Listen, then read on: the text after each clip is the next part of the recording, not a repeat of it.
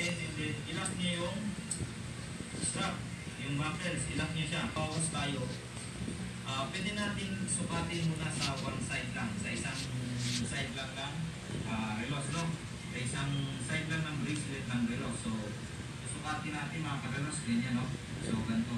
So, bibilangin niyo yung links na natin one side lang. So, hindi pwedeng dito lang, no? Dapat both side.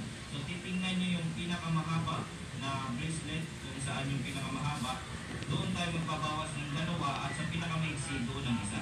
So, mga karelos, ganun yung pagsusukat kung paano magbawas ng bracelet, no? So, ngayon ituturo ko sa inyo kung paano siya pinupukas ng bracelet ng rado at hindi rin siya masyadong makagasgasan. So, kung wala, kailangan nyo lang gumamit ng pin, yung pin lock niya, no? Yung pinaka-solid bar niya. So, tapos kakailanganin lang natin ng metal na pagpapatungan yung may mga butas. So, kung walang butas mga karelos, pwede nyo naman yan gamitin doon sa kahoy. So, yung kahoy mga karelos, pwede nyo butasan para lang doon. Gumamit kayo ng pako na didos, yan, pwede na, or ditres, para lang mabutas yung kahoy. Saka nyo ipapatong, pwede dito or pwede dito sa labas, no? So, kung magbabawas tayo mga karelos, dito tayo magsisimulang mag-alis ng solid bar.